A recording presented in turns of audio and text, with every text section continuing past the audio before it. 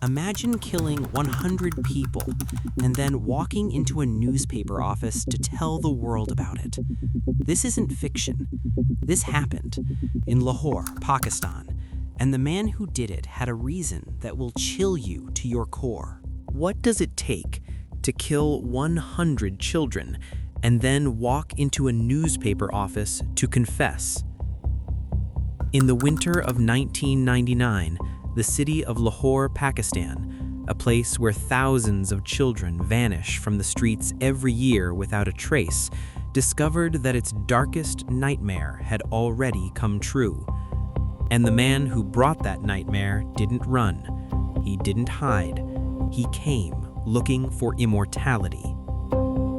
Javed Iqbal Mughal was, by every outward appearance, invisible. A spectacled man in his late 30s, he ran a small metalwork shop on Ravi Road. He lived with his elderly mother in a modest 3-bedroom house.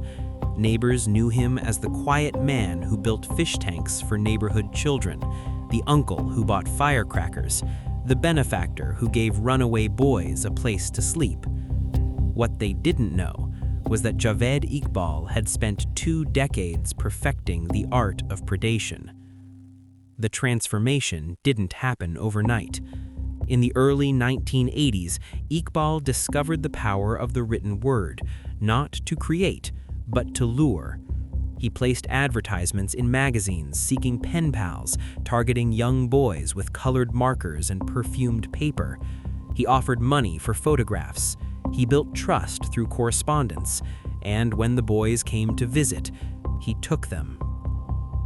In 1985 and again in 1990, complaints of sodomy were filed against him. Both times, he walked free.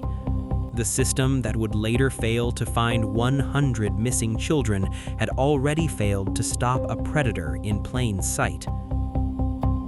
September 1998, the event that would create the monster, or perhaps finally unleash him. Iqbal hired a 15-year-old masseur. What happened next remains disputed, but the outcome was catastrophic for both of them. The boy attacked Iqbal, fracturing his skull, breaking his jaw, leaving him in a coma for 20 days. When Iqbal emerged, he was partially paralyzed, unable to walk without assistance, his business destroyed, his savings depleted by medical bills. And then his mother died. In the twisted cosmology of Javed Iqbal, these events were not random tragedies, they were injustices demanding cosmic retribution. In his diary, he wrote with chilling clarity, "I decided to make 100 mothers cry, just like my mother cried for me." But there's something else in those pages, something more disturbing than revenge.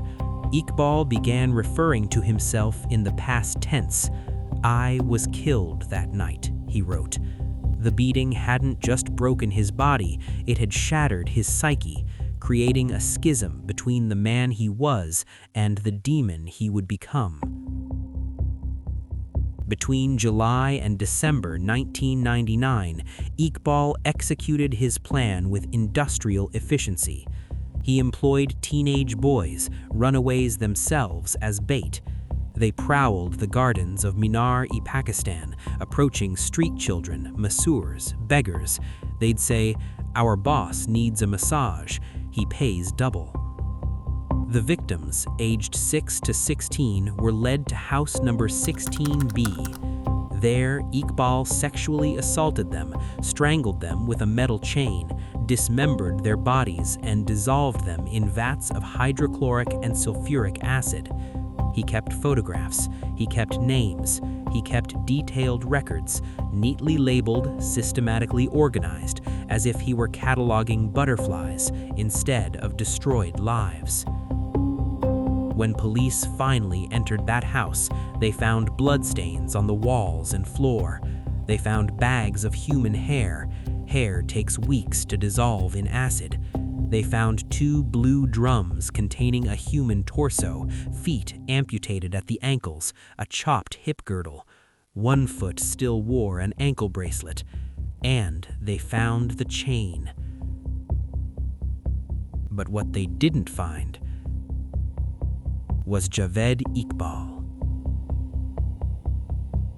On December 8, 1999, a letter arrived at the Lahore police headquarters and the offices of Daily Jang newspaper.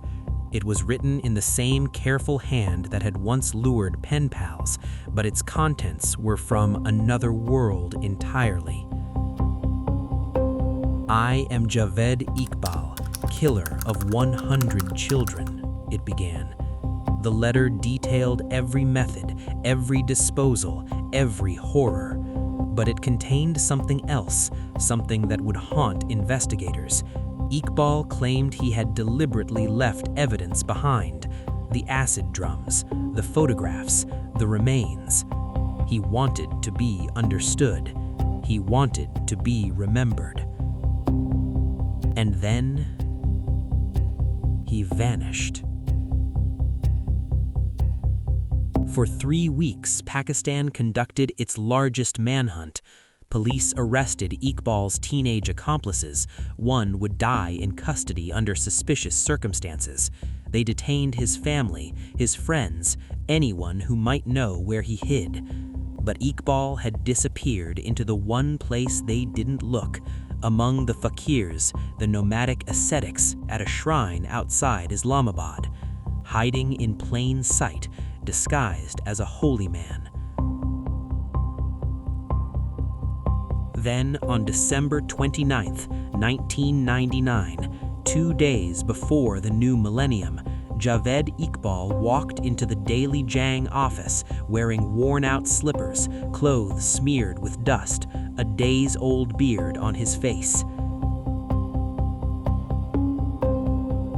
He approached the reception desk and said calmly, "I am Javed Iqbal, the killer of 100 children."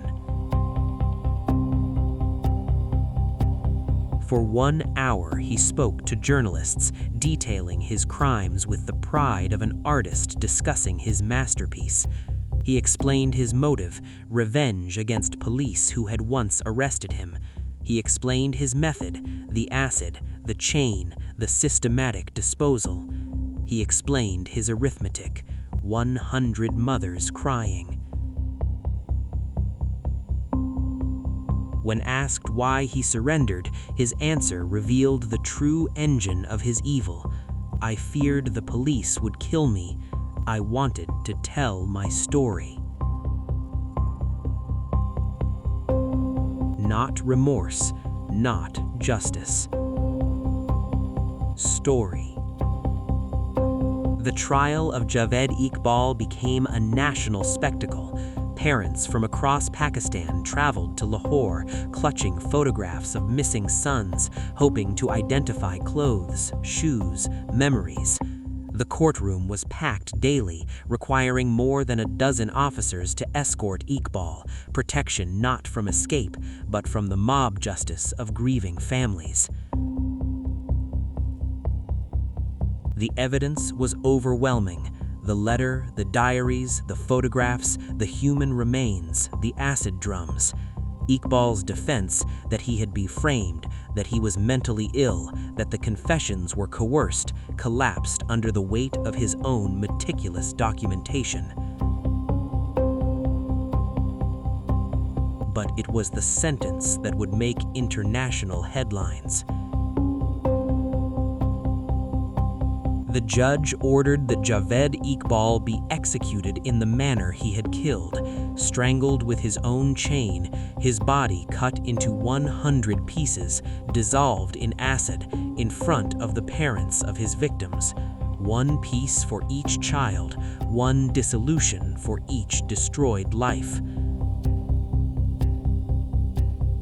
The Interior Minister intervened, stating Pakistan's human rights commitments prevented such punishment.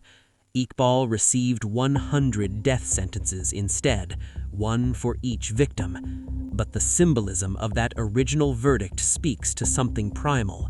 the desire for symmetry between crime and consequence, for a horror so profound that only mirroring it could approach justice. Kot Lakhpat Jail, October 9, 2001. 2 years into his sentence, Javed Iqbal and his accomplice Sajid Ahmad were found dead in their respective cells, bedsheets fashioned as nooses. Official ruling: suicide. But the details don't align. Both men dead on the same night, both able to fashion nooses in a maximum security facility, both showing signs of violence inconsistent with hanging. The truth died with them.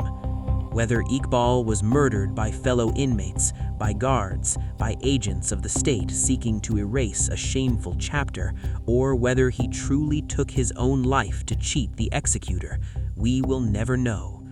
His body went unclaimed, no funeral, no gravestone, no final chapter. Only questions.